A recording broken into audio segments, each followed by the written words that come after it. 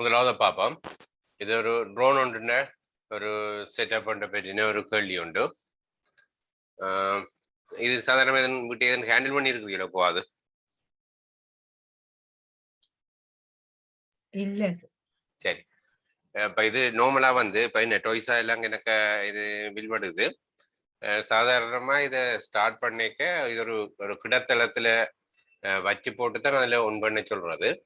இரண்டா சாதாரண ட்ரோன் வந்து அந்த பேலன்ஸ் அந்த ஹொரிசோன்ல இருக்கின்றதை அந்த இதை வச்சு கொண்டு அந்த பேலன்சிங் கொண்டு வரும்.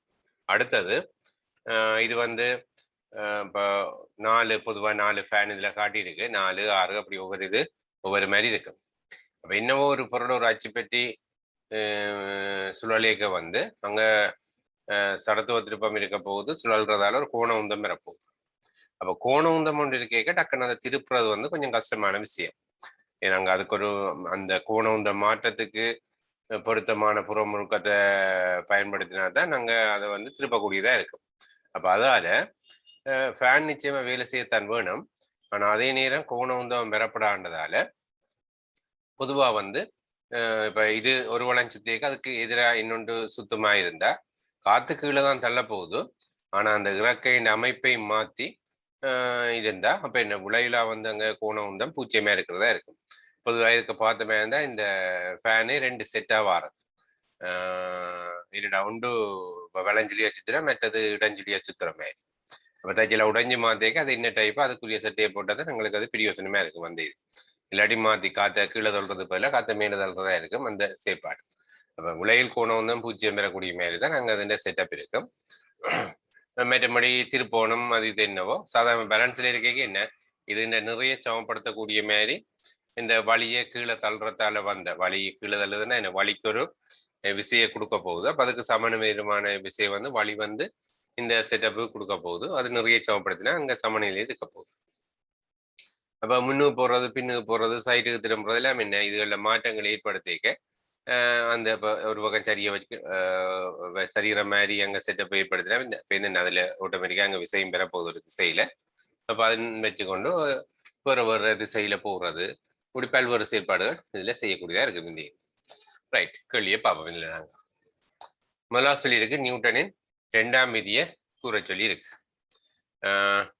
இதுமே என்ன அழுத்திய விசை வந்து உந்த மாற்ற வீதத்துக்கு நேர்வீத சமன் என்றதான் மேன சொன்ன விஷயம். ஆனால் இப்போ சில சின்ன வகுப்புல இருந்து அது கொஞ்சம் மாற்றப்பட்டு சொல்லப்பட்டு கொண்டு வருது. ஆனால் அதை எழுதுறது இந்த தூரம் மேற்றுக்கொள்ள தெரியலையே இருக்கு.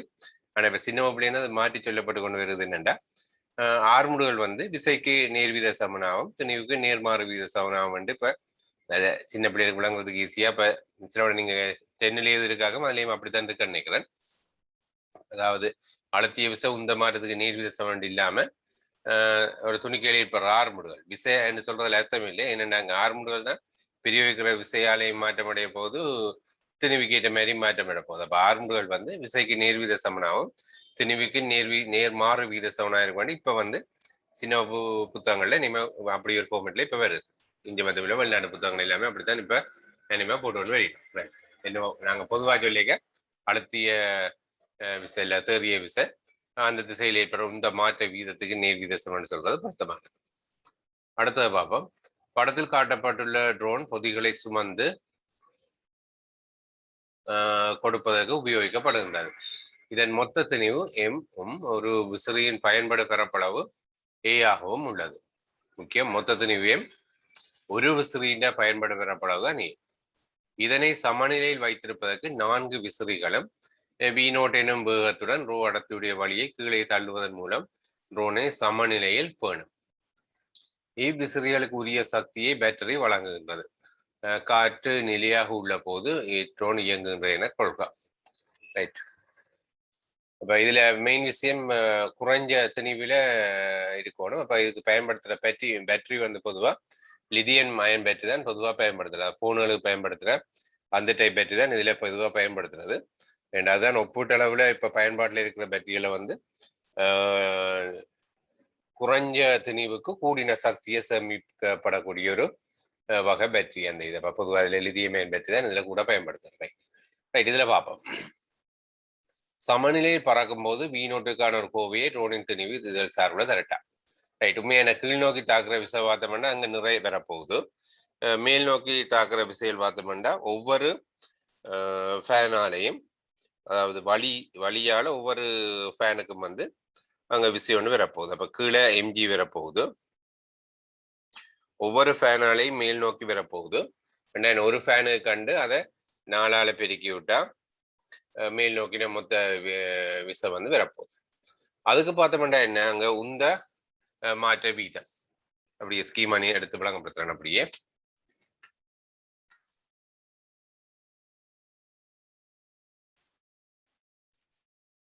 ஒரு விசிறியை பார்த்தோம்னா ஒரு செகண்ட்ல எவ்வளவு வழியை அங்க கீழே தள்ளுமண்டு பார்த்தோமே இருந்தா குறுக்கோட்டு பிறப்பு தரவேகம் அவ்வளவு கனளவு வழி அங்க தள்ளுபட போகுது. அப்ப 4 விசிறிக்கும் அது 4 மடங்கு கனளவு இது தள்ளுபட போகுது இது ஒரு செகண்ட்ல.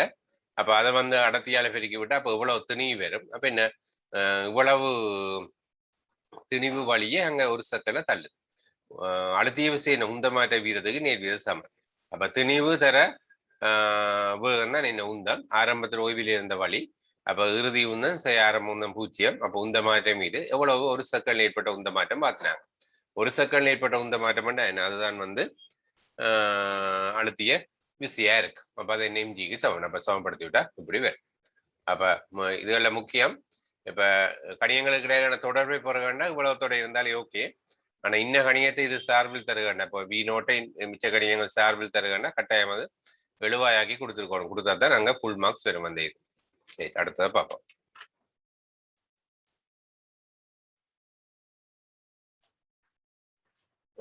ரைட். அடுத்தது ரோனான தற்போது வி வேகத்தோட என்ன, அந்த நாங்க முதல் கணிச்ச வேகத்திலுமாக கூடின வேகத்தோட வழியை தள்ளுமாயின் அதன் ஆர்முடுகள் என்னன்னு கேட்டிருக்கு. என்ன விளையல் விசை, இங்கு விளையல் விசையை திணிவால பிரித்து விட்டா அங்க ஆர்முடுகள் வரப்போகுது. அப்ப விளையல் விசை இப்ப விளையல் விசை வார்த்தமே இருந்தா இதுல வி நோட்டுக்கு பதில என்ன வியை போடணும். அதுல கீழே நிறைக்கு பதில எம்ஜி என்று போடாம அது என்ன வி நோட் சார்பா போடலான்னாங்க. ஏனெண்டா ஆர்முடுகளை இதுல எம்பெறையில இந்த இது இல்லை. அப்ப ரெண்டபடியா நான் தாக்குற விசை இது நிறைய எம்ஜி தான். ஆனா எம்ஜிக்கு பதில என்ன வி நோட் சார்பா போடலாம். இந்த கணியங்கள் சார்பா தான் நம்ம தர சொல்லி இருக்கிறேன். அப்ப இதே என்ன ஜியால பிரிச்சு விட்டா திணிவு வரும். அப்ப திணிவு இன்டுவே அதுல போய் இந்த 7 வாய்க்கு விட்டா சரி கேட்டகளுக்குரிய விஷயம் வேற. அடுத்தது பார்த்தோமே இருந்தா பிரச்சனை இருந்தா சொல்லணுமா இதுகளுக்கு. எச் உயரம் செல்வதற்கு எவ்வளவு நேரம் எடுக்கும்னு கேட்டு நாங்க 6 முடுகள் இப்ப காண்டுட்டோம். ஆரம்ப வேகம் 0, இடப்பெயர்ச்சி காணணும். அப்ப என்ன அதுக்குரிய சமன்பாடுல S7UT + ½ போட்டு விட்டா U வந்து 0, மிச்சம் இங்க A வந்து இங்க கண்டு வச்சிருக்கிறோம். எச் உயரம் செல்றதுக்குன்னு கேட்டுருக்கோம். எஸ்ஸுக்காக H போட்டா நெட்டி 7 வாயாக்கின அந்த விஷயம் வேறு. அடுத்த கேள்வி,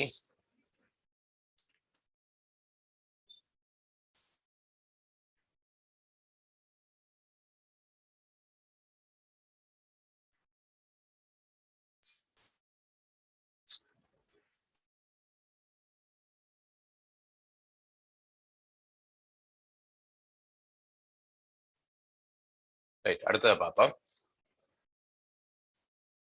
ஈட்ரோன் 250 கிராம் திணிவு 30 சென்டிமீட்டர் ஸ்கொயர் விசிறியின் பரப்பாகவும் இருப்பின் மட்டுமட்டாக உயர்த்த விசிறியின் என்ன வேகத்துடன் இதை தள்ளவணும். அதுக்கு என்ன, நாங்க முதல்ல அந்த சமநிலைக்கு எடுத்த இதுல சமன்பாட்டுல பிரதிட்டு விட்டா அப்ப அதுல வீண பொறுமதி வேறு.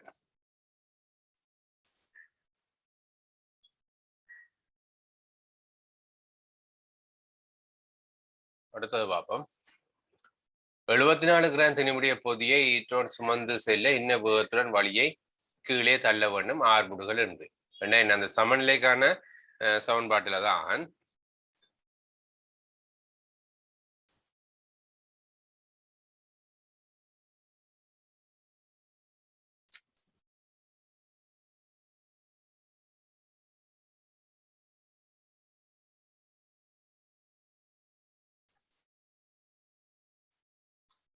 சமநிலைக்கான சமன்பாடுல தான். ஆனா இதுல எம்முக்கு பதில என்ன ட்ரோன்ற திணிவையும் இப்ப இது காவி கொண்டு போற திணிவையும் சேர்த்து போடுவோம். பிரதிட்டு விட்டா அந்த வி எவ்வளவு ஒன்று வரும். ஏண்டா சுமந்து செல்ல இன்ன வேகத்துடன் வழியே கீழே செல்ல வேணும், மாறா வேகத்தோட தானே. அப்ப நாங்க சமநிலைக்கு போட்டு விட்டா சரி. அடுத்த பாட் பார்த்தோம்டா அதே வகையான இதென்று ட்ரோனானது படத்தில் காட்டப்பட்டவாறு 0.4 கிலோகிராம் திணிவை இலேசான நீளாவிலைகளை பயன்படுத்தி உயர்த்த பயன்படுகின்றது. இத்திணிவை மட்டுமட்டாக உயர்த்த இதன் ட்ரோன்களை மின்ன வேகத்துடன் வழியே தள்ளணும். இதுலேயே ஒரு சின்ன ஒரு பிரச்சனை கிடக்கு. என்னென்னா இப்படி ட்ரோன் இப்படி கிடையா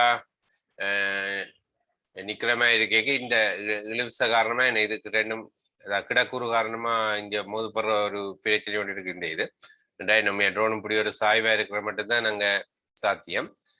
சாதாரண ட்ரோனுன்ற இயக்கத்துல பார்த்தோம்னா அது வந்து தன்னை கிடையா வச்சிருக்கக்கூடிய மாதிரி அந்த செயற்பாடு இருக்கும். இது கொஞ்சம் குழப்பமான இதான், சும்மா ஒரு மாதிரி அட்ஜஸ்ட் பண்ணி செய்து கொண்டு போக வேண்டியது. அதே உயர்த்தப்படும் என்ன வேகத்துடன் வழியே கீழே தள்ளணும். ஆனா முதல் என்ன இதை பார்ப்போம்.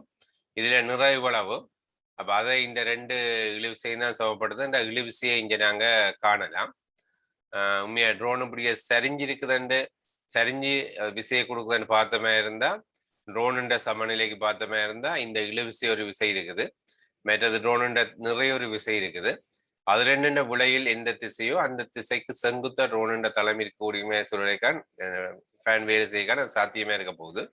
உண்மையா அப்படித்தான் போட்டு செய்யணும். இது அப்படியே சும்மா அப்படியே நிலை குத்தி இதுக்கு மட்டும்தான் போட்டு செய்திக்கிறவன்னு நினைக்கிறேன். இதுல பாப்பம் இருக்கா.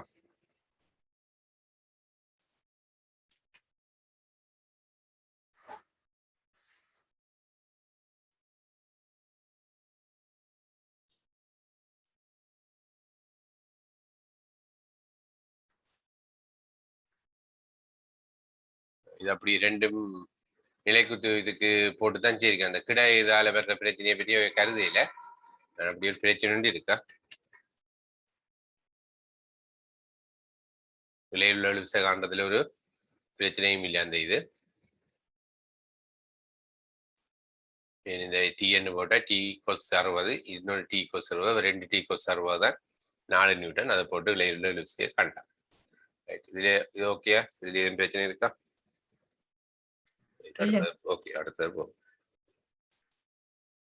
அடுத்த எந்த களி பிரச்சனை அதை பார்ப்போம். எல்லாத்தையும் பார்த்து மிளக்கட்டும் இருக்காம. இது என்ன மாதிரி 2வது 6ஆம் களி ஓகே ஓகே ரைட். அடுத்த டொப்ளர் விளைவு. இது அடிப்படை தானே என்ன அவதானிக்கும் முதலுக்கும் இடையில சார்பு இயக்கம் இருக்க கேட்கிற இல்ல உணர்ற அதிர்வன் வந்து உண்மை அதிர்வன்ல இருந்து வேறுபாடு காணப்படும். இது டொப்ளர் விளைவு. அடுத்த டொப்ளர் விளைவுண்ட இரு பிரிவங்களை தர சொல்லி இருக்கு.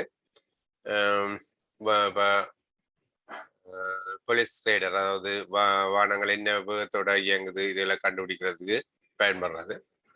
அடுத்தது ரேடர்ல வந்து எவ்வளவு தூரத்துல இருக்கிறதுக்கு இல்லை, அது என்ன வேகத்தோட இயங்குதுன்னு அந்த வட்டம் வட்டமா வரும். அப்ப அப்படிப்பட்ட இது அதை காண்றதுக்கு.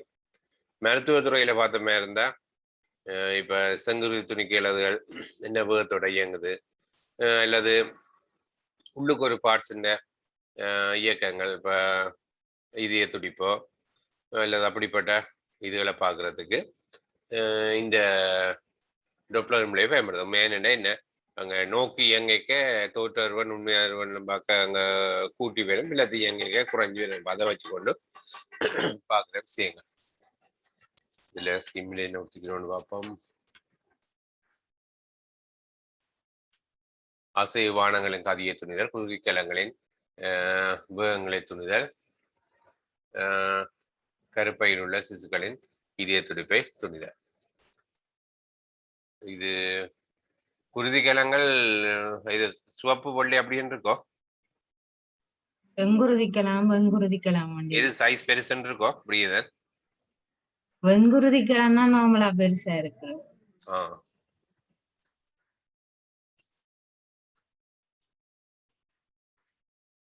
அடுத்தது ஒரு ஒளி முதல் எஸ் ஆனது மாறா. இது தியரி பிரச்சனை இல்லையா நினைக்கிறேன். என்ன எல்லாம் சொல்றதா? அங்கால காற்று வீசுறாது. காற்று விசைக்கு பார்ப்போம். காற்று விசைக்கு உண்மை அங்க மாற்றம் எங்க வரப்போகுதுண்டா, ஊடகத்துல அலை இயங்கிக்க இப்ப வளமையா ஒரு 330 மீட்டர் பெர் செகண்ட் வெப்பம் அலையின் கதி, காத்து ஒரு 10 மீட்டர் பெர் செகண்ட் வெப்பம். அலை செல்ற திசையிலேயே காத்து வீசினா இன்னும் ஸ்பீடா அந்த அலையை கொண்டு போக போகுது. அப்ப நாங்க காற்று விசைக்கு என்ன எங்க பயன்படுத்த வேண்டிய தேவை என்றா, இப்ப அந்த ஒளி முதல்ல இருந்து அவதானியை நோக்கின திசையில தான் நாங்கள் சமன்பாடுகள் எல்லாம் பாவிக்க போறோம். அப்ப அந்த திசையில தான் எனக்கு தேவையான விஷயம்.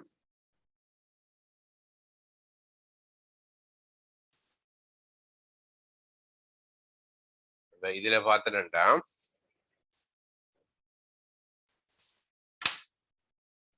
காற்று பியிலிருந்து ஏ நோக்கி, இப்ப காற்று வீசுது இந்த திசையில W கதியோட. எனக்கு இப்ப நான் பியின் டோட்டல் அதிர்வெண்கள் அதுகள் ஏதோ பயன்படுத்திக்க அலை செல்ற திசை வந்து இந்த திசையில அலை செல்ல போகுது. அப்ப காத்து வீசாட்டி என்னது என்ன சியோட போயிருக்கும். இப்ப சிக்கு பதிலா நான் போட வேண்டியது என்ன, காற்றின வேகத்தை இது என்ன குறைக்க போகுது. அலை செல்ற திசைக்கு எதிராக காத்து வீச போகுது. என்னபடியே நான் சிக்கா பிரதியிட வேண்டிய விஷயம் C-W. அதே மாதிரி ஏக்கு பார்த்த மாதிரி இருந்தா சாதாரணமா எல்லாம் காற்று வீசாட்டி என்ன சி என்ற கதியோட போகுது. இப்ப என்ன காற்று இன்னும் அதை ஸ்பீட்டை கூட்ட போகுது, ஏன்னா அதே திசையில போகுது. ரெண்டபடியே நான் சிக்காக C+W போட்டா சரி. இப்ப நான் காற்று வீசைக்கு எனக்கு அந்த ஏற்கனவே ஊடகத்திலே ஒரு வேகத்தோட அலை போகுது, அதை இந்த காற்றும் வீசுறதால என்ன இன்னும் கொஞ்சம் மாற்றம் அடைய போகுது. அப்ப இங்கே நாங்க பார்க்க இதற்கு நாங்க இதுல இருக்கிறபடியா C-W பிரதியிட வேண்டி வரப்போகுது, இதுக்கு C+W பிரதியிட வேண்டி வரப்போகுது. அவ்வளவுதான் விஷயம். வளமையான மிச்சமெல்லாம் ஒன்றுதான். ஆனா அந்த வழியில் ஒளியின் கதி என்ற ஒரு அந்த சிக்கு பதிலா C-W அல்ல C+W பிரதியிட வேண்டி வரும். மிச்சம் மற்றபடி மிச்சம் எல்லாமே ஒன்றுதான். ஓகேயோ?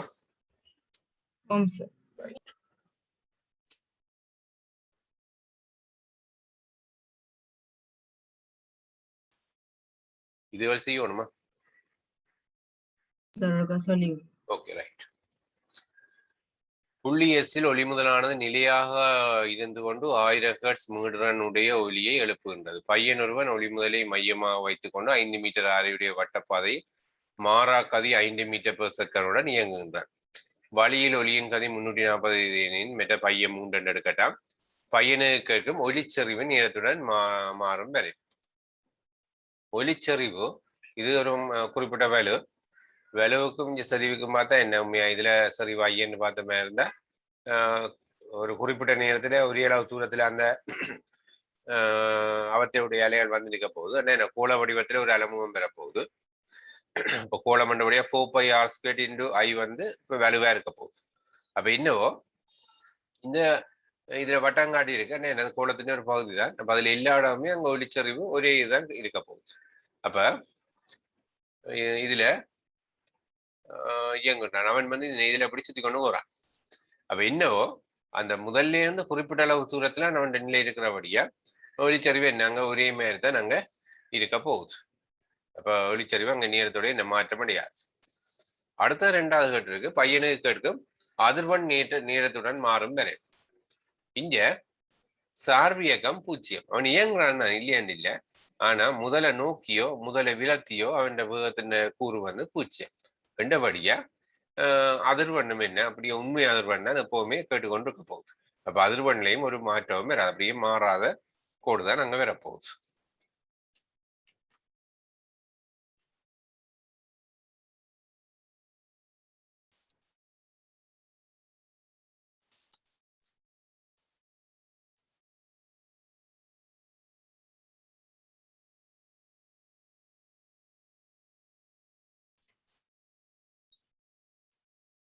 பெரிய சரிவு மாறாது, அதிர்வெண்ணும் அங்க மாறாது. அடுத்து முழு அப்போ ஒரு பாஸ்ட் பேப்பர்ல ஒரு கேள்வி வந்தல, அந்த மையத்துல பூமியின மையத்துல இருக்கிற ஒரு புள்ளியில மீடுறன் எப்படி அந்த வட்டப்பாதையில இயங்கிக்கல மீடுறன் எப்படி மாறுமண்டு, அதுக்கு அந்த குறைஞ்சு கூடி அந்த வளைவு மாதிரி ஒரு வரைவு வருமல்லோ, அது என்ன எப்படி அந்த வேகத்தின் கூறு வந்தாளா அப்படி? வேகத்தின கூறு வந்தா மட்டும்தான் சாத்தியம். இங்க வந்து இந்த எனக்கு அது ஞாபகம் பார்க்கப்படுது. இங்க முதல் இதுல இருக்குது சென்டர்ல இருக்கிறபடியா எப்பவுமே இதுல நீங்க எங்க கீறினா செங்குத்தால வந்து கொண்டிருக்க போகுது. முதல் இது சென்டர்ல இல்லாம வேற இடத்துல இருந்தா தான் பிழைக்க போகுது. இதுல நீங்க எங்க பார்த்தா என்ன இயக்கம் வந்து இந்த அறைக்கு செங்குத்தா தான் வந்து கொண்டிருக்க போகுது. ஆனா முதல் சென்டர்ல இல்லாம இருந்தா பிழைக்கும். அப்ப மாற்றம் வரும் அதிர்வெண்ல தோட்ட அதிர்வெண்ல. சரியா? இங்க சென்டர்ல இருக்கிறபடியா எப்பவுமே வந்து கதி தொடர்ச்சி திசையில இருக்க போது அறைக்கு, அதாவது அவதானியையும் முதலையும் இணைக்கிற கோட்டுக்கு செங்குத்தத்தான் எப்பவுமே கதி இருக்கிறபடியா நோக்கின ஊரோ விலத்திய ஊரோ எப்பவுமே பூச்சியம். அதால அதிர்வெண்ல மாற்றம் வராது. ரைட்? அடுத்தது முழுவட்டத்தையும் பையனுக்கு ஓடி முடிப்பதற்கு எவ்வளவு நேரம் எடுக்கும்னு கேட்டிருக்கு. அப்ப அரை தந்திருக்குன்னா 2πr நீளம் பெறும். கதி தந்திருக்குது. அப்ப நெசவன் வீட்டில போட்டு விட்டா அங்க நேரத்தை காணக்கூடியதா இருக்கும். அடுத்தது கேட்டிருக்கு காற்றானது ஏயிலிருந்து சியை நோக்கி 60 மீட்டர்/செகண்டோட வீசுதான். அப்ப இந்த காற்றின் கதி தந்திருக்கிறோம். அது என்ன பாரு,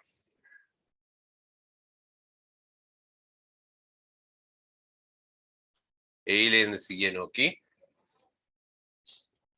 60 மீட்டர்/செகண்டோட வீசுது காற்று.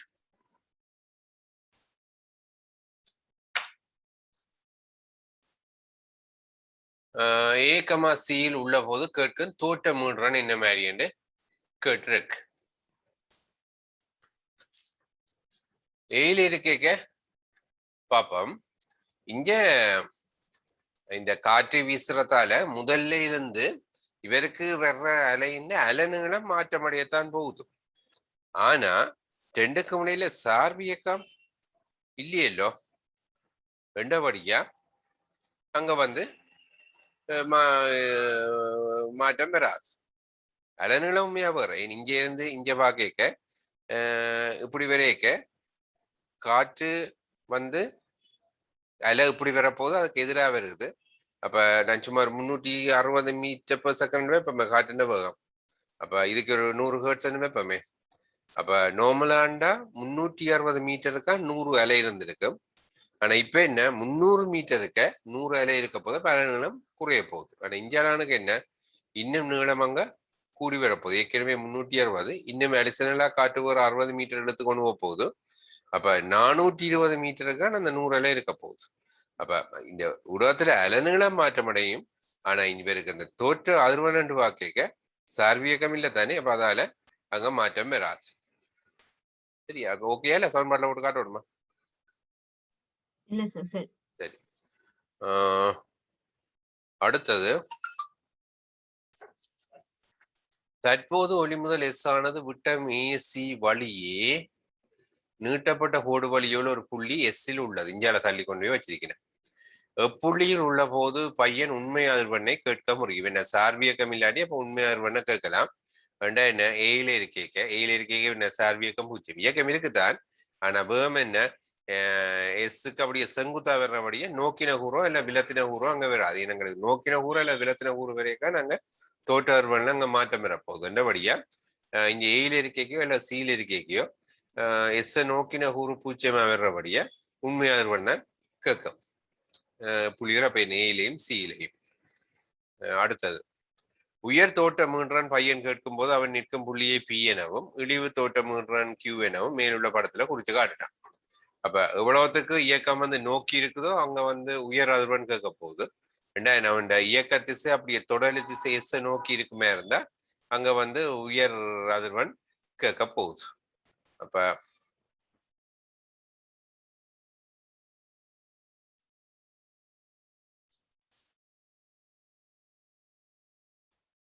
எடுத்து தொடர்லிக்கு இருக்க வந்துச்சுன்னா இங்கே இருக்க எனக்கு உயர் அதிர்வெண் கேட்க போகுது.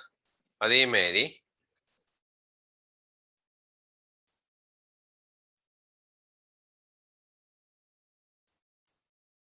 இங்கே இருக்க என்ன விலத்தி போறான். அப்ப உள்ளதுக்கு குறைஞ்ச அதிர்வெண் கேட்க போகுது. அப்ப இந்த புள்ளியில இருக்க உயர் அதிர்வெண்ணும் இதுல மிக குறைஞ்ச அதிர்வெண்ணும் கேட்க போகுது. அதுல என்ன பேரை குறிக்கட்டா பி என் கியூமெண்ட். இதனுடைய மேல் புள்ளி இதுக்கு பேர் பி, இதுக்கு பேர் Q.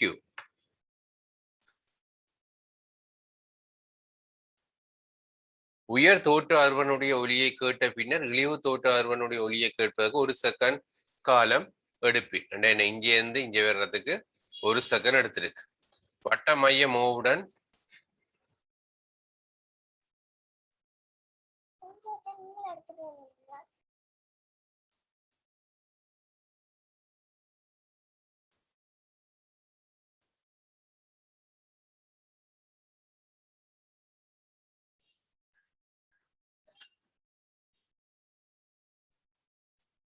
ரைட் உயர் தோற்ற அறுவனுடைய ரைட் 1 செகண்ட் எடுப்பின் அமைக்கும் கோணம் என்னன்னு கேட்டிருக்கு.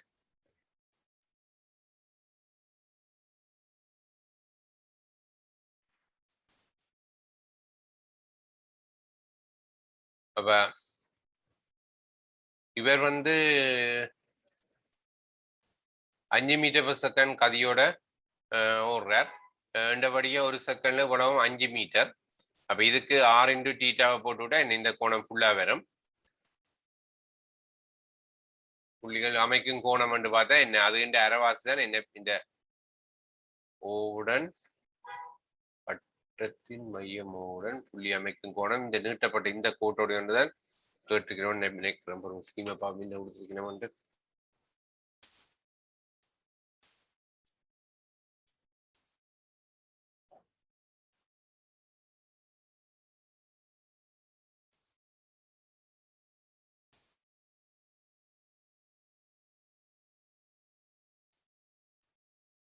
இந்த மொத்த கோணம் தான் ஓட பீக்கு இந்த மொத்த கோணம் தான் கட்டிக்கிறோம்.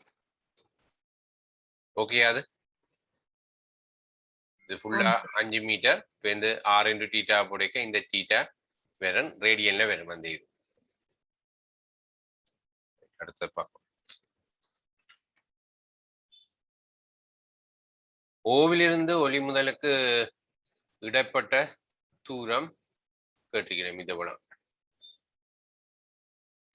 இது 90 பாக. இப்ப நாங்க இந்த கோணம் கண்டு வச்சிருக்கிறோம்.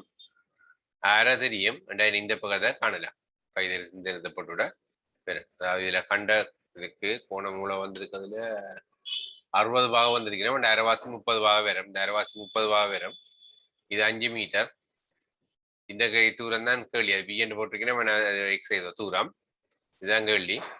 அப்ப இந்த பக்கம் தெரியும், இந்த பக்கம் காணணும், இது தெரியும்ன்றபடியா அதுக்குரிய இதுல போட்டுவிட. சரி இதுக்கு போட்டோம்னா என்ன கொஸ் 30 சைனர் பண்ண நில ஒன்றுதான். அப்ப எந்த இதுக்கு போட்டிருக்கீங்கன்னா இங்க ஏதோ ஒன்று போட்டுவிட அது காணக்கூடியதா இருக்கு. அடுத்தது சில்கையின் வேலை 30 வாட்ஸ் ஆயின் ஓவில் உள்ள ஒரு மனிதனால் உணரப்படும் ஒளிச்சரிவு மட்டம் என்ன?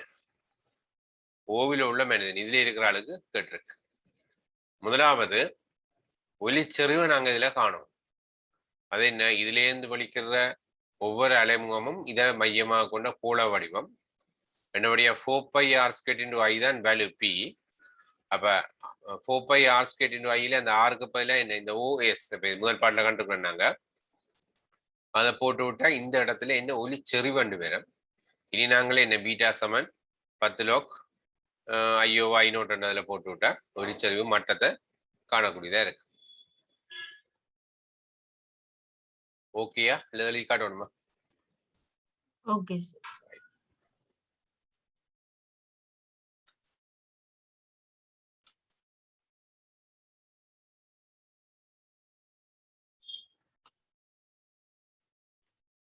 அடுத்த மின்புலம் பாப்போமா? இல்ல வேறையா? மின்புலம் பாப்போம். Right okay. அடுத்த மின்புலம் மின்புலச்சரிவு என்பவற்றை வரையறுக்க சொல்லியிருக்கு. மின் அழுத்தம். மின்னழுத்தம் என்னென்று வரையறுக்கப்படுது?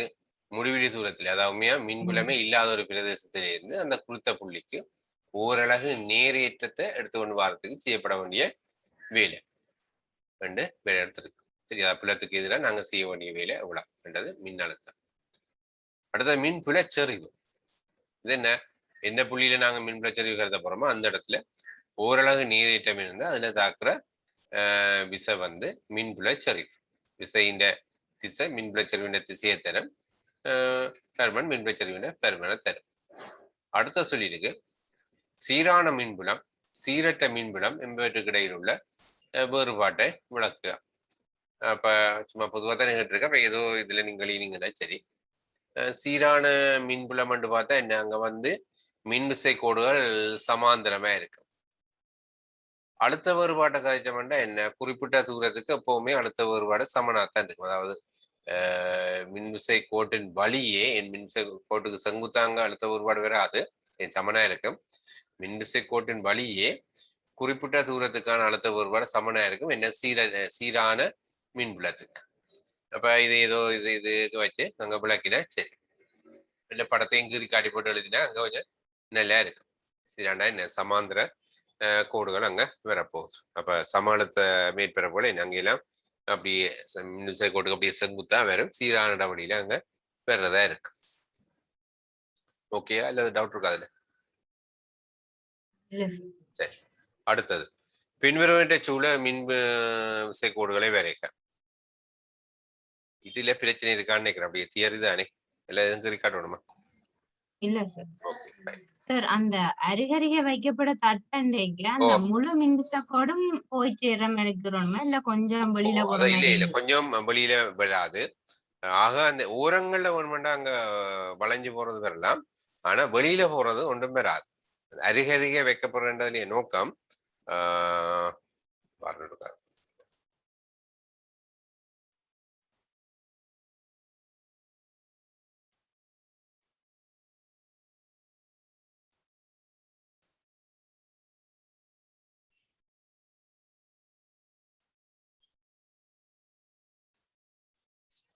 அருகருகே வைக்கப்படுறது என்ற நோக்கம் இதுல இந்த சைட்ல இது ஒரு பிளஸ் கியூவும் இது மைனஸ் கியூமா இருந்தா பிளஸ் கியூ முழுக்க இந்த சைட்டுக்கு வந்துடும், மைனஸ் கியூ முழுக்க இதுக்கு வந்துடும். இங்க சைட்ல ஒரு விதமான ஏற்றம் இல்லைன்னு நாங்க எடுத்துக்கொள்ளலாம்.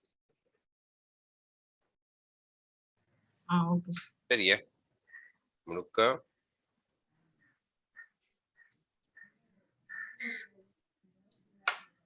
அங்க நல்லா தூரம் தள்ளி வைக்க அதுல ஒரு சில வளைஞ்சாலி சைட் இஞ்சாலி சைட்லாம் பெறதுக்கு சந்தர்ப்பங்கள் இருக்குது. அருகருகான முற்று முழுதா அப்படியே இருக்குன்னு நாங்க எடுத்துக்கொள்ளலாம். அந்த தட்டு அந்த தடிச்சது மெல்லியதா இருக்கல, அந்த ஏற்றங்கள் ரெண்டு பக்கம் போற அந்த தன்மை இருக்கு. அது தடிச்சது மெல்லிஸ் எப்படி இருந்தாலும் அந்த தன்மை இருக்குந்தான். ஆனா நாங்க கிட்ட வச்சிருக்க முழுக்க உள் சர்வஸ்லயே இருக்குன்னு எடுத்துக்கொள்ளலாம். அது இவ்வளவு மொத்தமா இருந்தா கிட்ட வச்சிருந்தா ஏண்டா இடங்களுக்கு கவர்ச்சி விசவரை நான் தன்னை ஒன்று நோக்கித்தான் நாங்க இழுத்து வச்சிருக்கோம். அது எவ்வளவு தடிப்பா இருந்தா முழுக்க இதுலயே இருக்குன்னு எடுத்துக்கொள்ளலாம். அடுத்ததை பார்ப்போம். உரு ஒன்றில் காட்டப்பட்டுள்ளவாறு எக்ஸமன் நோட்டில் இருந்து எக்ஸமன் எல் வரை பரந்துள்ள ஒரு சீர் மின்புலத்தினிலே பிளஸ் கியூ ஏற்றமும் சிமோலியம் துணிவு முடிய துணிக்கை நிலையான மின்னழுத்தம் 10,000 வோல்ட்டினை கொண்டுள்ள எக்ஸமன் நோட்டில் 3x10⁴ மீட்டர்/செகண்ட் வேகத்துடன் நுழைகின்றது. மின்புலம் மறை எக்ஸ் திசை வழியே திசைப்படுத்தப்பட்டுள்ளது. எக்ஸ் அதிகரிக்கிற திசைக்கு எதிராக மின்புலம் இருக்கா. மின்புலச்சரிவு ஈயின் பெருமானம் E1 இருந்து E2 வரை மாற்றப்பட கூடியது. அப்ப இந்த பிரதேசத்துக்கு இருக்கிற மின்புலச்சரிவின பெருமன் அங்க மாற்றப்படுது. இந்த இதை பிக்ஸ்டா 10,000 வோல்டேஜ்ல மெயின்டைன் பண்றோம்னா இப்ப நெஞ்சாலே இதுல ஏதோ அழுத்தத்தை மாத்துறது மூலம் தான் இந்த இடப்பட்ட ரீஜனுக்கு மின்புலச்சரிவை மாத்திக்கொள்ளலாம். மாற்றப்படக்கூடியது. E2 greater than E1 இலிருந்து E2 வரையான வீச்சில் மின்புலச்சரிவின் ஒவ்வொரு நிலைத்த பெருமானத்துக்கும் A ஆனது வேகத்துடன் நுழைகையில் E1 இலிருந்து E' வரையான பெருமானத்துக்கு ஒரு வகையான இயக்கத்தினையும் சரி பார்ப்போம். அப்ப இது எப்படி மின்புலச்சரிவு இருக்குது, இதுல நாங்க நேரேற்றத்தை குறிப்பிட்ட வேகத்தோட அனுப்புறோம்.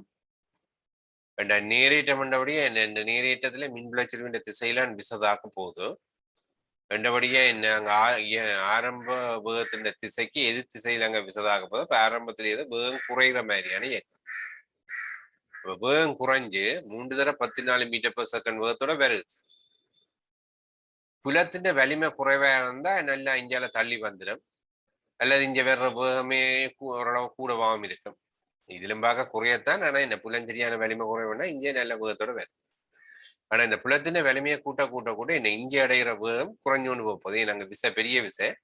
அப்ப அமர் முடுகண்ட பொறுமதி அங்க கூட போகுது. இப்ப இங்க வேகம் குறைஞ்சு குறைஞ்சு வரப்போகுது. இப்ப பிரச்சனை என்ன, 2 வகையான இயக்கமா பெருமானத்துக்கு 2 வகையான இயக்கத்தை அங்க தருது.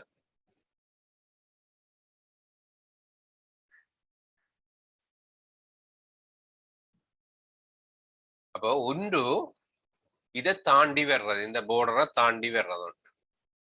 அடுத்தது இந்த போர்டரை தாண்டி வராது. ரெண்டா மட்டுமட்ட ஏதோ ஒரு பொறுமதிக்கு இதுல அந்த துணிக்கு இந்த பேர்ன் சைவர் அடைஞ்சிட்டா பேர்ன் சைவரா வந்தாலும் அந்த கணத்துல கியூ இன்டு விஷயங்க தாக்கத்தான் போகுது. அது இஞ்சால தாக்குறபடியா என்னை திருப்பி இஞ்சாலி பக்கமா அங்க இயங்க வலிக்கும். இப்ப குறைஞ்ச மின்புலச்சரிவில இருந்து ஒரு கூட்டி கூட்டி கொண்டு போயிக்க உள்ளதுக்கு குறைஞ்சது என்ன ஈவன். அப்ப ஈவன்ல இருந்து கூட்டி கூட்டி கொண்டு போயிக்க ஒரு குறிப்பிட்ட பெறுமதி வரையும் இந்த போர்டரை தாண்டி ஏற்றம் பெற போகுது. அந்த குறிப்பிட்ட பெறுமதிக்கு அது என்ன இ டேஸ் அதிலும் பார்க்க பேந்தங்கால E2 வரையும் கூட்டி கொண்டு போயிக்க இ டேஸ்ல இருக்க மட்டுமட்டா இங்க வந்து திரும்பினது.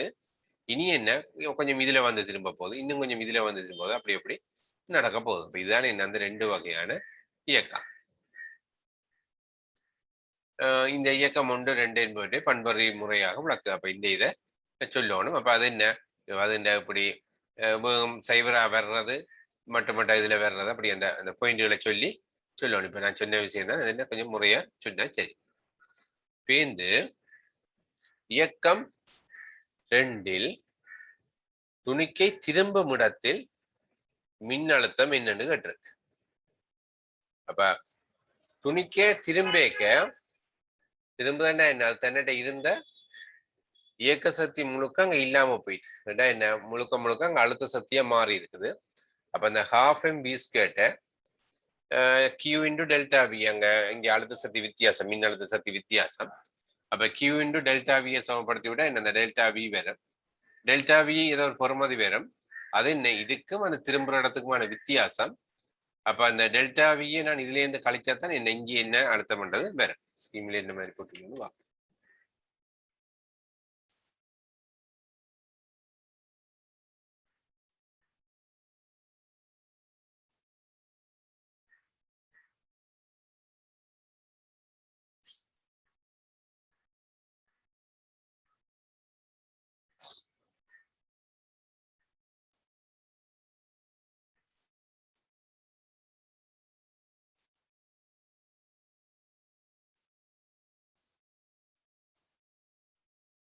இதுல கணக்கு செய்திருக்கணும் என்ன ½ അതിന്റെ ആരംഭ ശക്തി வந்து ½ இதை வந்து Q இன்டு டெல்டா வில போட்டு விட்டா டெல்டா வி வரும். அது இந்த டெல்டா வி என்ன கேட்டது வந்து திரும்புற இடத்துல அழுத்தம். அப்ப முதல் போர்டர்ல அழுத்தம் 10,000 வோல்டேஜ்னு தந்திருக்கிறேன். அப்ப 10,000ல இருந்து இந்த டெல்டா வியை கழிச்சு விட்டா கேட்ட கேள்விக்குரிய அழுத்தம் வரும். ஓகேயோ? இப்படி இது இந்த ஸ்டெப்ஸுக்கு மார்க்ஸ் இருக்கோ அப்ப? ஓகே, ஸ்டெப்ஸுக்கு இருக்கு. இப்படி அழினாலும் நீங்க தியரி சரிதானே. அப்ப அவ்வளவு விஷயத்தையும் பிழையான தியரி பயன்படுத்தப்படாது. அடுத்தது ஏஎல் சிலபஸ்ல இல்லாத தியரி பயன்படுத்தப்படாது. மற்றபடி நாங்க ஏஎல் சிலபஸுக்கு அடங்குற என்ன செய்தாலும் அது சரியா இருந்தா கட்டாயம் மார்க்ஸ் போடுவீங்க. சரியா? பயாலஜி மாதிரி கணக்கு குழம்பு தேவை. இதுல அப்படி குழப்பங்கள் ஒன்றும் பெறாது பிசிக்ஸ்ல பெரிய அளவுல. நீங்களா ஒரு சில இதுதான் அந்த ஏஎல் சிலபஸ்ல இல்லாத சில இதுகள் இருக்குது. அது சும்மா அணுகலாம் தான். ஆனா அதுல நாங்க பயன்படுத்த தவிர்த்து கொள்ளணும். அநேகமாக டீச்சர் மேல அதை பயன்படுத்தல, ஒரு சில பேர் தான் அதுல சொல்லிக் கொள்றது. அப்ப அதுகளை நாங்க செகண்ட் பார்ட்ல தவிர்த்து கொள்ளணும் அந்த இதுகள் அப்படிப்பட்ட விஷயங்களை. மற்றபடி சிலபஸ்ல இருக்கிற தியரியில இந்த பாதைகளால் அணுகினாலும் சரி அந்த விஷயம். Okay okay sir.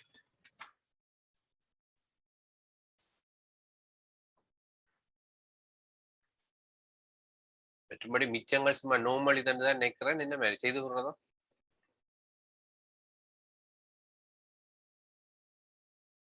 ஓம் சார் அந்த மூன்றாவது பாட் இதா ஓ E சமன் E டேஷ் ஆகும். E டேஷ் அந்த போர்டர் ஆகும். L சமன் 9 மீட்டர் ஆகும் இருப்பின்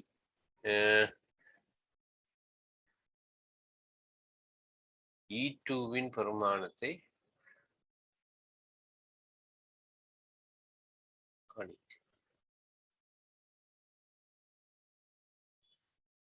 E டேஷின் பெருமானம் தான் இருக்கணும்.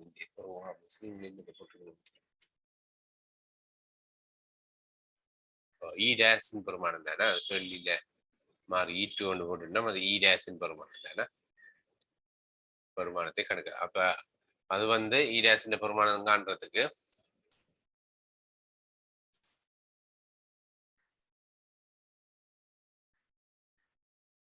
இது இந்த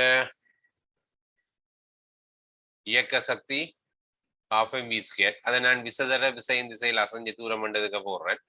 விசைக்காக Q இன்டு E என்று போடலாம். அசைஞ்ச தூரத்துக்கு 9 மீட்டர் போட்டு சமப்படுத்தி விட்டா அப்ப வந்து E டேஷ் வரும். ஓகேயோ எழுதி காட்டுறதோ இல்ல சார். ரைட். அடுத்தது துணிக்கையை மின்புலத்தில் செலவிட்ட நேரத்தை கணக்கி சொல்லி இருக்கு. ஆரம்பம் தெரியும். இயங்கின தூரம் தந்திருக்கு 9 மீட்டர். அமர்முடுகளை நாங்க காணலாம். அதை வச்சுக்கொண்டு என்ன இப்ப நேரம் எவ்வளவு காணக்கூடியதா இருக்கும். ஓகேயோ அடுத்தது துணிக்கை ஏயின் ஏற்றம் +2 அதிகரிப்பின் திரும்பும் தூரத்தை உய்த்தறிக. ரைட். திரும்பும் தூரம்னா என்ன? இதுல வந்து இப்படி திரும்ப போகுது இல்லை, அந்த தூரத்தை பற்றி கதைக்கணும். ரெண்டா நாங்க சமப்படுத்திக்க மாட்டோம்னா half mv² சமன் Q into V, Q into delta V. தூரத்தை பற்றி கதைக்கணும். திரும்பும் தூரம். ரைட். இதுல போறோம்.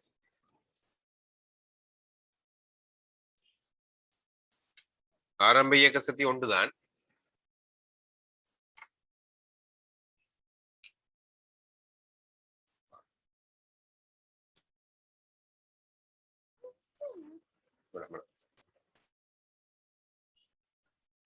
ஆரம்ப இயக்க சக்தி ஒன்று Q இன்டு E விசை அங்கால அசைஞ்ச தூரம். இது என்ன கைனடிக் எனர்ஜி. அப்ப Q டபுள் ஆகிற இது அரைவாசியாக வரப்போகுது. திரும்பும் தூரமே அரைவாசியாக வரும். ஆரம்ப இயக்க சக்தி இது செய்யப்பட்ட வெளியில போட்டு. ஓகே.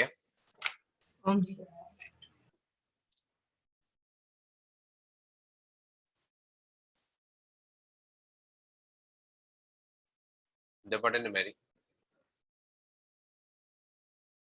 செய்யணுமா?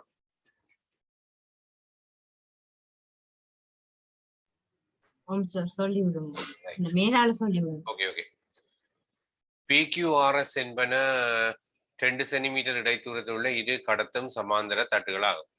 இரு தட்டுகளுக்கும் இடையிலான அழுத்த வேறுபாடு 100 வோல்ட்.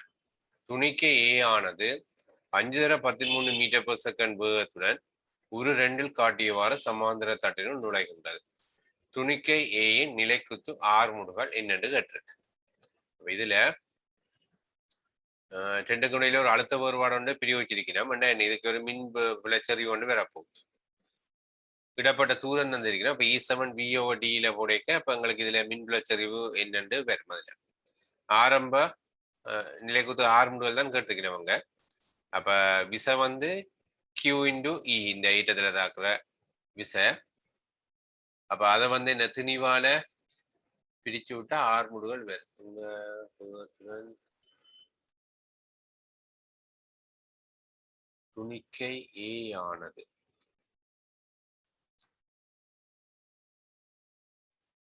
பழைய அதே துணிக்கை தானே. அப்ப அதே அதுக்குரிய அந்த டேட்டாக்களை எல்லாம் பயன்படுத்தலாம். அந்த துணி MOQ தந்திருக்கணும். அப்ப அதை அப்படி எங்க யூஸ் பண்ணக்கூடியதா இருக்கு.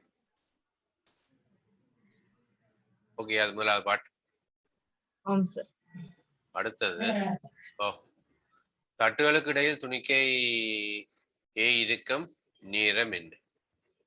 கியூவை கடக்கும் போது அப்ப தட்டுகளுக்கு இடையில என்ன அது இந்தியால இந்த வளமா கடக்குதுன்றதான் நாங்க எதிர்பார்க்கிறோம். அடுத்த பாட்டுல வந்து கியூவை கடக்கும் போது போகுது கேள்வி. அப்ப கியூவை நிச்சயமா அது கடக்குது. இடையக்கவை ஒன்றும் தட்டையாங்க அடிக்கல. அப்ப நிச்சயமாங்க இதண்டபடியா தட்டுகளுக்கு இடையில் இருக்கு நீர். கிடையா இது என்ன? இன்ன வேகத்தோட வருதா 5.13 மீட்டர்/செகண்ட் வேகத்தோட வருது. எவ்வளவு தூரம் கிடத்திசையில அங்க விசையொன்னும் தாக்கல தானே. இப்ப கிடையா S1 VT போடைக்க எஸ்க்கு 5 சென்டிமீட்டர். அப்ப இவ்வளவு நேரம் நாங்க எடுக்க காணல. ஓகேயோ? அடுத்தது கியூவினை கடக்கும் போது கிடையுடன் அமைக்கும் கோணம். அப்ப கிடவேகத்துல ஒரு மாற்றம் வராது. இங்க முதல் பாட்டத்துல நேரம் கண்டு வச்சிருக்கிறோம். ஏற்கனவே அங்க ஆர்முடுகள் தெரியும் எங்களுக்கு. அப்ப V7 U+AT போடைக்க இப்ப கியூ இந்த போர்டருக்கு வரைக்கும் நிலைக்குத்து வேகம் என்னென்ற காணலாம். அப்ப ஏற்கனவே கிடவேகம் இது. அப்ப நாங்களே அங்க tan θ போடைக்க கோணம் என்னென்ற காணலாம். ஓகே. அடுத்த பாட்டு. மேலே பியில் L = 9 மீட்டராக இருக்க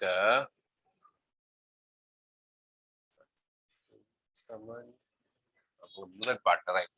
இருக்க துணிக்கையின் கொண்டுள்ள வேகம் இணை பெற்றது எனின் ஈயின் பெருமான். சரி, அப்ப முதல் இதுல அந்த வேகம் வந்து 5.13 மீட்டர்/செகண்ட். முதல் செட்டப்புகளால வெளியில வரைக்கு இதுல இந்த வெளியில வரைக்க வேகம் வந்து 5.13 மீட்டர்/செகண்ட்.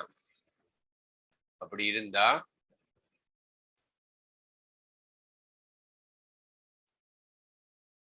இயக்கத்தின் போது ஈன பெருமானம் என்னன்னு கேட்டிருக்கு.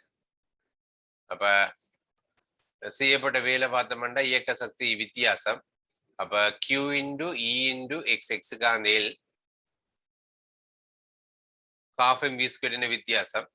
½ m போது V² இறுதி இது ஆரம்பம் அந்த 14ஆம் அடுக்குல தான் இருந்தது. அதுல போட்டு E என்ற பெருமானம் வேற.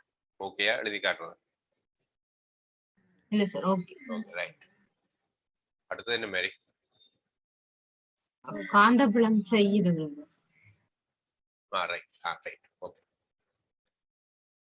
துணிக்கை 6 முடிகள் பார்ட்டிகல் எக்ஸலரேட்டர். இது வந்து பார்ட்டிகல் எக்ஸலரேட்டர் என்ன?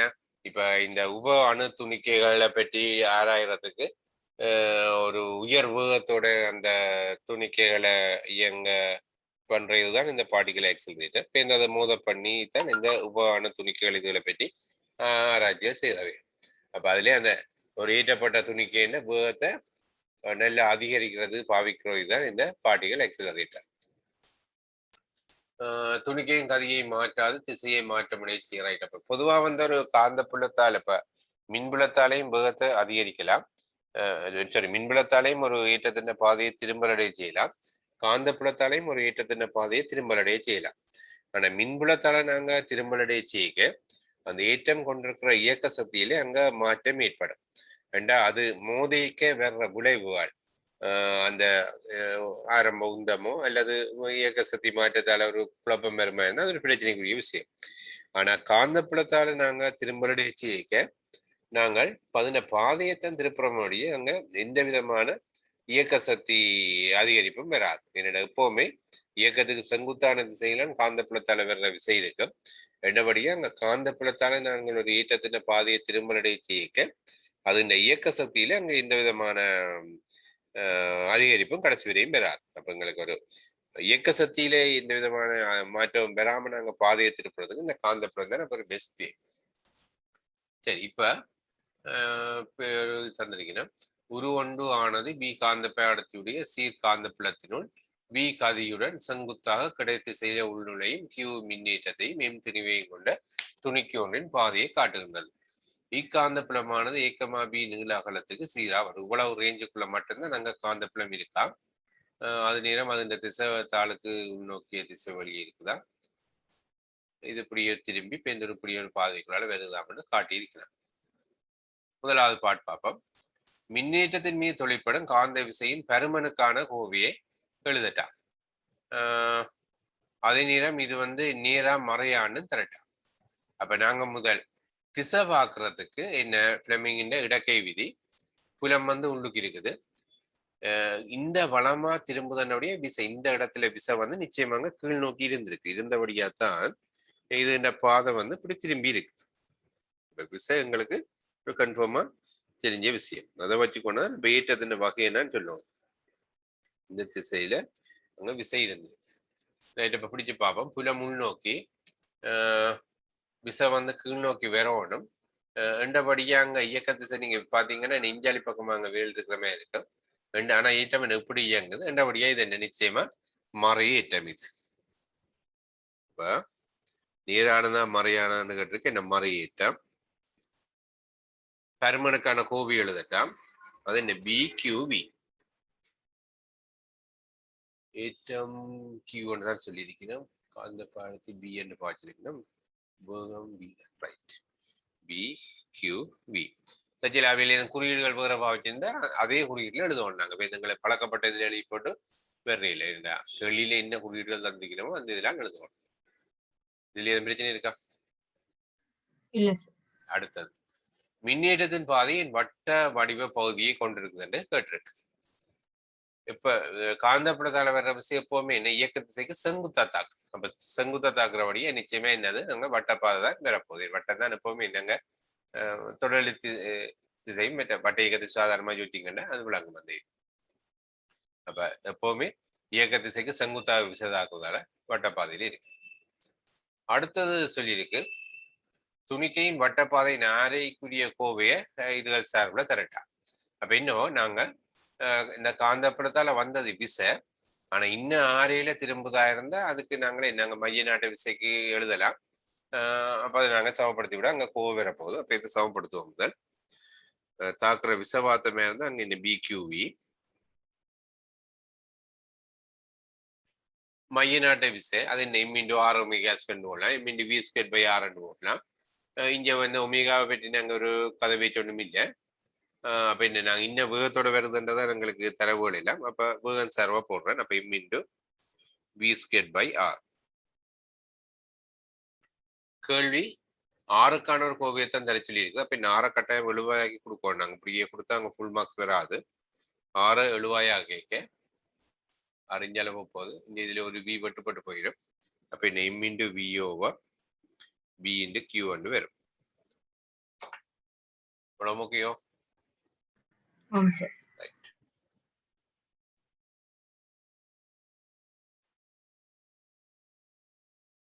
அடுத்த பார்ப்போம். உருவொன்றில் காட்டப்பட்ட துணிக்கையின் ஆரை ஆறானது A,B என்பவற்றை விட பெரியது என கொண்டு துணிக்கையானது புலப்பிரதேசத்தை கடக்கின்ற கணத்தில் ஆரம்ப திசையுடன் அது அமைக்கும் கோணம் தீட்டாவை உள்ளடக்கும் கோவை ஒன்றை இதுகளெல்லாம் சார்பில் எழுதட்டான்.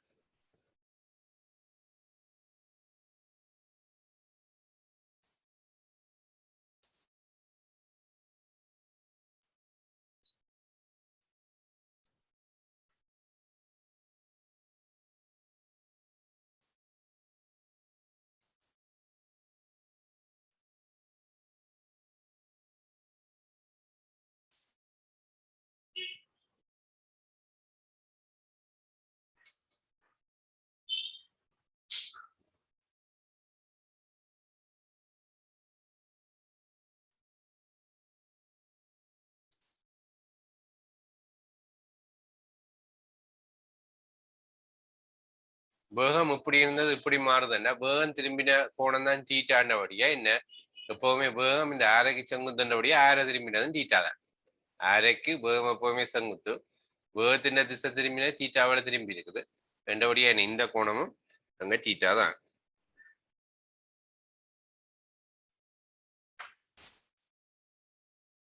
புள்ளி இன்னத்துக்கான கோவைகள்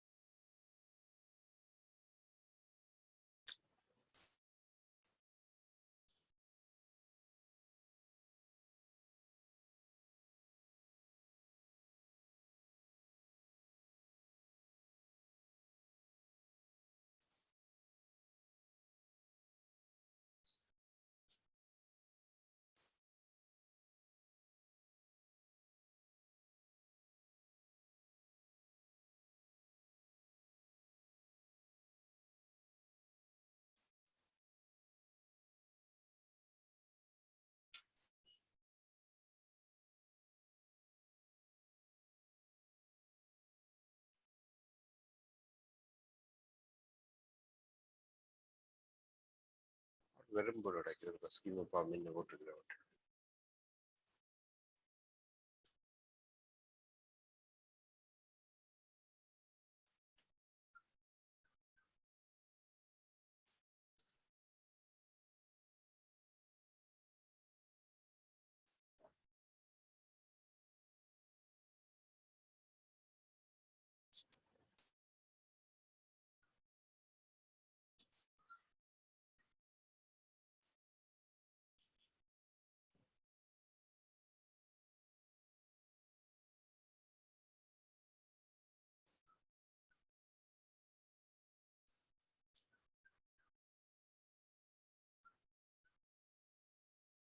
இதுல போடக்க இல்லாம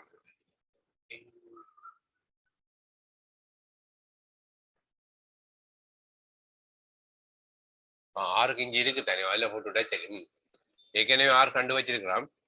அப்ப இதுல பார்த்தோமே இருந்தா ஒன்று இது வந்து ஆர், மற்றது இந்த அகலம் வந்து பி. அப்ப இதுல பார்த்தோமே என்ன, சைன் டீட்டா வந்து பி இன்கீழ் ஆர். ஆறுக்காக நாங்கள் ஏற்கனவே கண்டு வச்சிருக்கிறோம். அதை கொண்டு வந்து பிரதிட்டா என்ன டீட்டாவுக்கு தொடர்பு வேறு. Okay right. அடுத்தது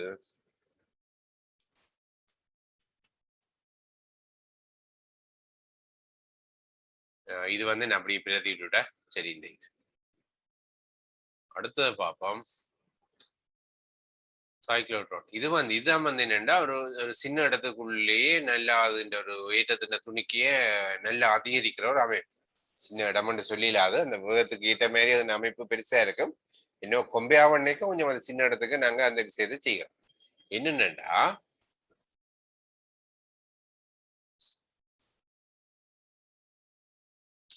இதுக்கு மின்புலம் காந்தப்புலம் ரெண்டுமே இருக்க போகுது. இப்ப இது முதல் ஒரு காந்தப்புலத்துக்கு திரும்புதண்டா பார்க்கணும்.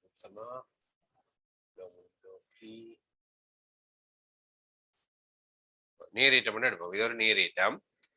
அப்ப ஆரம்பத்துல இதுல ஏற்றம் இருக்குது, அதுக்கு இஞ்சாலி பக்கம் மறையழுத்தம் பெறக்கூடிய மாதிரி மின்புலம் பிரிவகிக்கப்படுது. ரெண்டா இந்த ஏற்றம் என்ன ஆர் முடுக்கி ஒரு வேகத்தை இஞ்சி அடைய போகுது. அதுக்கப்புறம் இதுக்கு பார்த்தோம்னா இது ஒரு சீரான காந்தப்புலமுள்ள பிரதேசம். ஓவராலா இது ஒரு சீரான காந்தப்புலமுள்ள பிரதேசம். அதுக்கு இந்த இடைவெளிக்கு இடையில இந்த ரீஜனுக்குள்ள மட்டும் அங்க மின்புலம் பிரிவிக்கப்படுது. அப்ப இந்த மின்புலத்துக்கு ஆறு முடுக்கி இதுல இருக்க ஒரு வேகம் வந்துட்டுது. வேகம் வரை நீ இருக்க காந்தப்புலத்துக்கு இயங்குது, இந்த புலத்துக்கு செங்குத்தாக என்ன பண்ணுது. அப்ப அதுக்கு அந்த வேகத்துக்கு ஒத்த ஒரு ஆரையில, இப்ப இதுக்கு மேல நாங்க ஆரையை கண்டு வச்சுட்டாங்க, அந்த ஆரையில வந்து அது திரும்ப போகுது. இந்த இன்ன வேகத்தோட வந்து இவ்வளவு ஆரையண்டு இது முதல் பார்த்துனாங்க. அந்த ஆரையில அப்படியே சுத்தி இங்க வரப்போகுது. இங்க வரைக்க மின்புலம் என்ன மாதிரி இருக்குமெண்டா, இப்ப என்ன நேரேற்றம் இங்க வருது, நேரேற்றத்தை பிடிச்சி இங்க இழுக்கணும். அப்ப மின்புலத்தின் திசை இப்ப புறமாற்றப்படும். அப்படி மாறி மாறி கொடுக்க தொடர்ச்சியா இது ஆறு முடிக்கணும் வரப்போகுது. இப்ப இது இங்க வரைக்க தட்டுன்னு இந்த பக்கம் பிளஸ் ஆகும், இந்த பக்கம் மைனஸ் ஆகும் வரை திருப்பி இதுக்கு ஆறு முடிக்கணும் வரப்போகுது. இன்னும் வேகம் கூடுது. திருப்பி இதுக்கு அடுத்த கட்டம் காந்தப்புலத்துக்கு என்ற பண்ணுது. அப்ப ஏற்கனவே இருந்ததுமா கூடின வேகத்தோட வருது. அப்ப நாங்க ஆரை இப்போ கூடின ஆரையில அது திரும்ப போகுது. அப்ப இந்த திரும்பின இந்த இது ஆரையிலுமாக கூடின ஆரையில திரும்பி இப்படியே மின்புலம் அங்க ஆடல் வரைக்க மாறி மாறி வரைக்க என்ன புள்ளையா மின்புலம் பாவிச்சா பெரிய சிரமம் இல்லாம போயிடும். எப்பவுமே இந்த ரீஜனுக்குள்ள வரைக்க இந்த ஏற்றப்பட்ட துணிக்கு ஆறு முடுகிற மாதிரி பொருத்தமான மின்புலத்தை பிரயோகிச்சாதான் இது சாத்தியமே வரப்போகுது. அப்ப திருப்பி ஆறு முடுகி திருப்பி கூடின ஆரை இப்படியே தொடர்ச்சியா வந்து கடைசியா இந்த இதுதான் நாங்கள் இது தேவைக்கு அங்கால பயன்படுத்த போறோம். வெளியில வேற இது தெரியும். இதுதான் இந்த இதுன்ற செட்டப் சிமெட்ரிக் டயக்ராம் காட்டப்பட்டுள்ளது.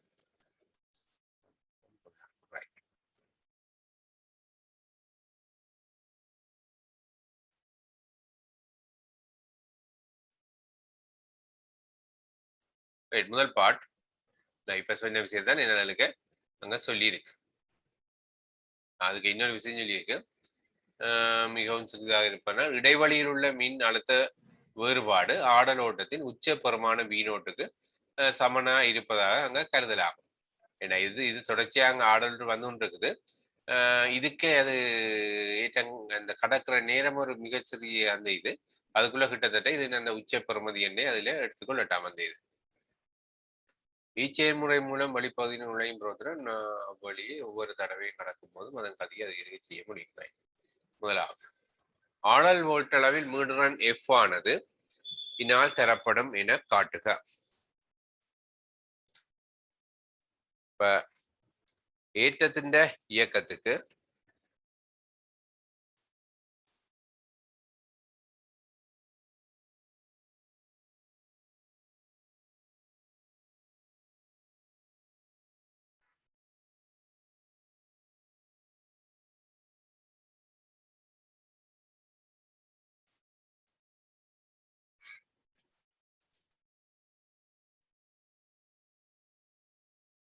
ஏற்றத்தின் இயக்கத்து பார்ப்போம்.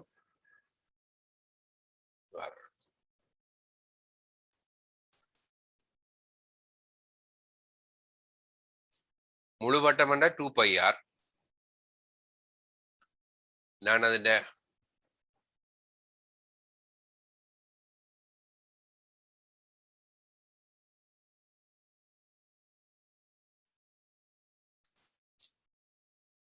ஒரு அரைவாசியத்துக்கு பார்ப்போம்.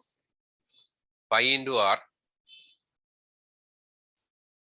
அவ்வளவு தூரத்தை இந்த v என்ற கதியோட அங்க இயங்குதுண்டா அப்ப அதுக்கான நேரத்தை நான் அப்ப காணலாம். இதுக்கான நேரத்தை என்ன அங்க π × r v பிரிச்சு விட்டா அதுக்கான நேரம் பெறும். அப்ப அது முழுசண்டு நான் கருதுனா அது இந்த டபுள் நேரம். அப்ப அந்த நேரத்தை என்ன π × r v பிரிச்சு விட்டா இந்த அரைவாசிக்கான நேரம் பெறும். அப்ப உண்மையா அரைவாசி வேற யார மிச்ச அரைவாசி வேற யாரு நான் அவரேஜா ஒரே யாரு எனக்கு கருதினா அந்த நேரத்தை டபுள் ஆக்கணும். அப்ப டபுள் ஆக்கினா அந்த நேரம் பெறும். அப்ப ஒரு அளவுக்கான நேரம் இதண்டா அதிர்வெண்ணா என்ன அதை தலைகளாக்கினா அதிர்வெண் T7 1 அப்ப நான் அந்த நேரத்தை தலைகளாக்கினா அங்க அதிர்வெண் வரப்போகுது. அப்ப இந்த இது அப்ப அதுல 6க்கான தொடர்பை கொண்டு வந்து போட்டு விட்டா இப்படி அங்க அதிர்வெண்ணுக்கான கோவு வேறு. ஓகேயா? அடுத்தது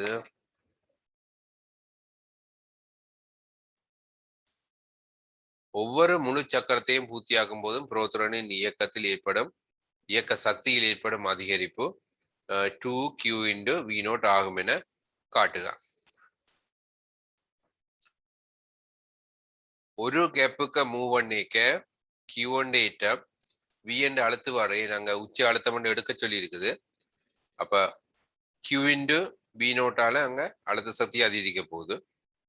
அப்படியே சுத்தி அடுத்த பாட் வரைக்கும் என்ன திருப்பவும் இங்க அழுத்தம் புறமாட்ட பெறதால திருப்பவும் அங்க அழுத்த சக்தி அதிகரிக்கிற மாதிரி தான் அந்த திசை இருக்க போகுது.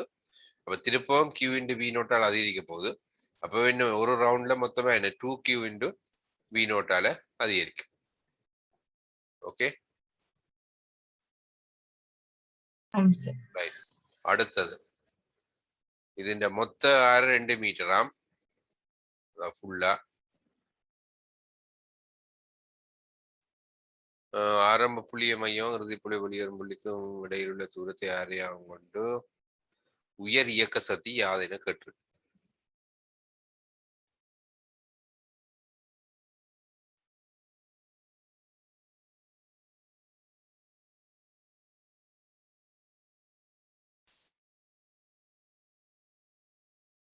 இது என்னவோ அந்த வேகத்துக்கு BQV வந்து மைய நாட்ட விசை m × v²/r. அப்ப ஆரே அந்த 2 மீட்டர் தந்திருக்கீங்கன்னா அப்ப அதுல போட அப்ப வெளியேறக்க என்ன வேகம் கொண்டு வரும் கேட்டது இயக்க சக்தி. அப்ப என்ன அந்த வேகம் பெறும். இந்த 12 mv² போட்டு விட்டா உயர் இயக்க சக்தியை அப்ப காணக்கூடியதா இருக்கு. ஓகே இல்ல ஸ்கீம் எடுக்கிறதா? இல்ல சார். சரி.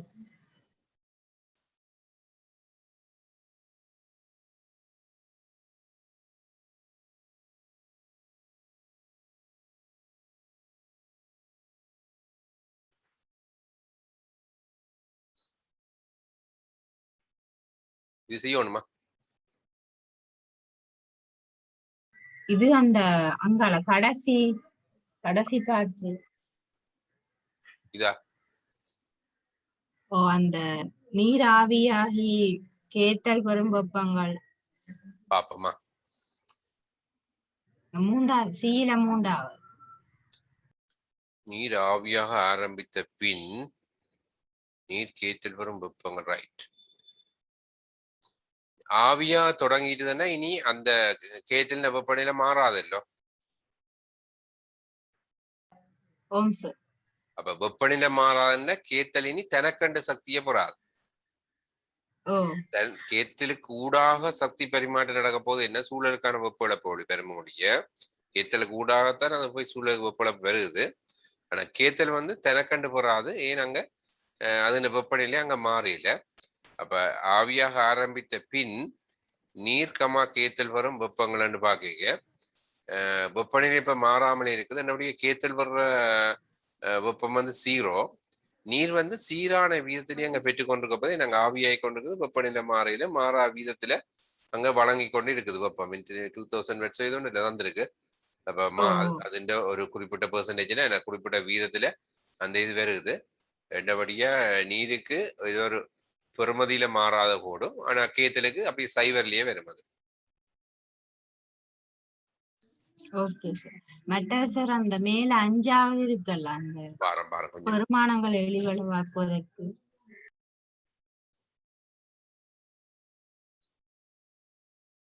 எந்த கேள்வி? முதலாம் கேள்வி இதுல அப்படியே இல்ல அந்த கடைசி கேள்வி அந்த வெப்பத்துல ஹீட்ல. Okay okay okay right right right right. இதா தீக்கு மேல 5ஆவதோ. ஓகே பாப்போமா பாருங்க. நீரானது ஆரம்பத்தில் எடுக்கப்படுகின்றது. அடைய வெப்பக்கணியம் வெப்பநிலை மாற்றத்தின் போது கீத்தல் பெற்ற வெப்பம்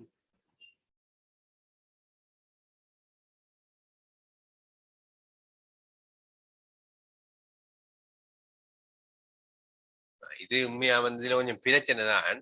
என்னண்டா இதுல இந்த பெர்சன்டேஜ்கள் தந்திருக்கணும் இல்லோ இவ்வளவு உண்டு.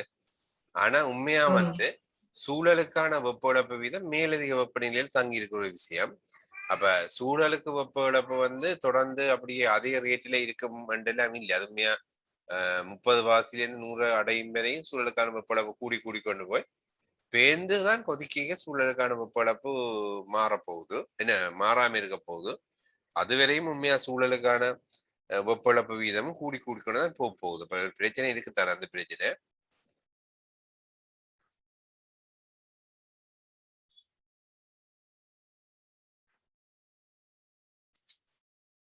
சரி மேலோட்டமா பார்த்தா அப்ப சூழலுக்கான வெப்ப இழப்ப இழிவாக்குறதுக்கு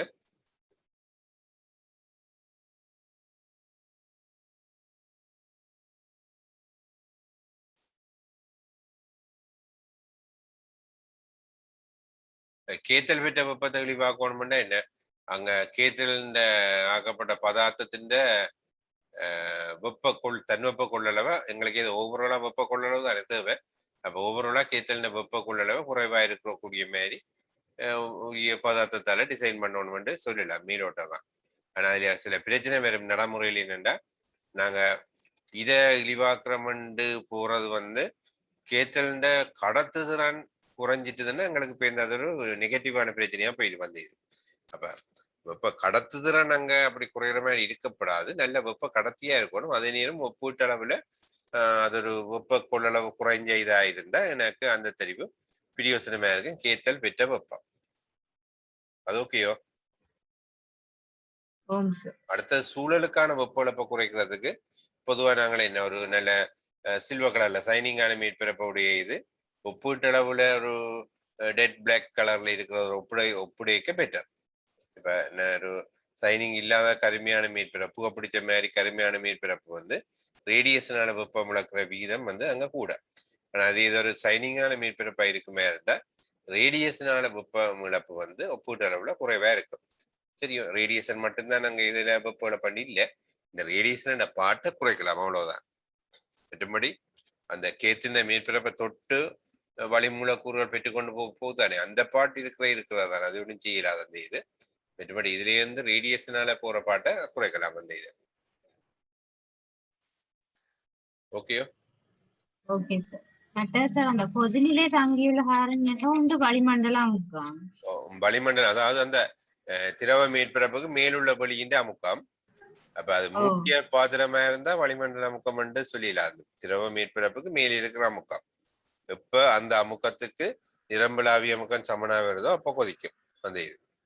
அடுத்தது அந்த திரவத்தின் தூய்மையான தன்மை. தூய திரவத்துக்கு தான் அந்த கொதிநிலை வேறு மாசு சேர்க்கைக்கு அது மாற்றம் அடையும் உண்டு.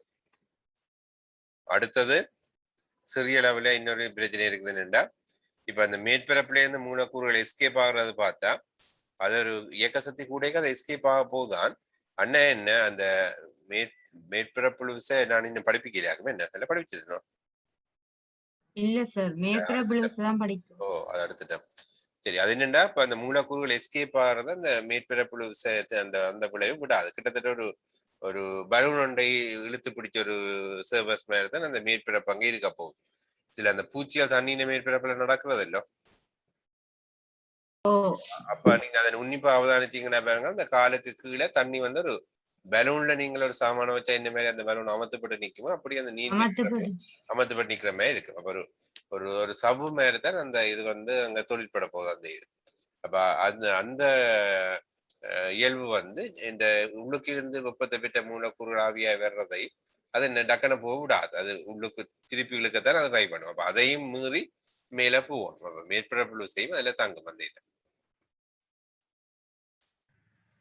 Okay sir. சார் இப்ப அந்த நீருக்கு வந்து வெப்பத்தை வழங்க இல்ல மூலக்கூற்று அந்த பிணைப்பு வந்து உடையும் தானே இது கொதிக்க மற்றபடி இது ஆவி ஆயிடுச்சுன்னா அங்க உடையும் நிச்சயமா ஆவி ஆயிக்கே கொதிச்சுட்டான ஆவியா வழங்கப்படுற சக்தி வந்து இயக்க சக்தி அதிகரிப்புக்கு மட்டும் பயன்படுமா இல்ல அந்த பிணைப்பு அழுத்த இயக்க சக்தி அந்த அது இன்னும் அந்த வேகம் தானே. அப்ப இயக்க சக்தியில அங்க அதிகரிப்பு போயில அது அந்த சக்தி. அப்ப அந்த கொதிக்கிற அந்த அந்த இதுக்கு வெப்பநிலை மாற்றம் பெற போறீங்க தானே. வெப்பநிலை மாற்றம் பெறாட்டி முற்று முழுதாக நாங்க அழுத்த சக்தி அதிகரிப்பு தான். வெப்பநிலை மாறிக்கொண்டிருந்தா எங்க இயக்க சக்தி அதிகரிப்பும் போகும்.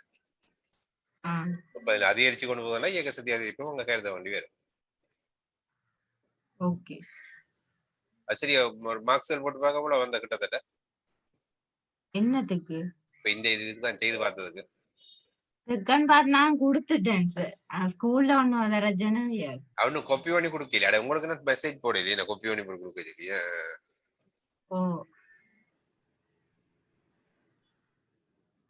சரி இப்ப பேருந்து பாப்போம். நாளைக்கு விடிய கிளாஸ் இருக்கு எலக்ட்ரிசிட்டி என்ன அப்படியே. ஓ நாளைக்கு எடுக்கிறேன். ஓகே ரைட் அப்ப டிபார்ட்மெண்ட் இதோட என்ன okay right. Thank you sir. Okay.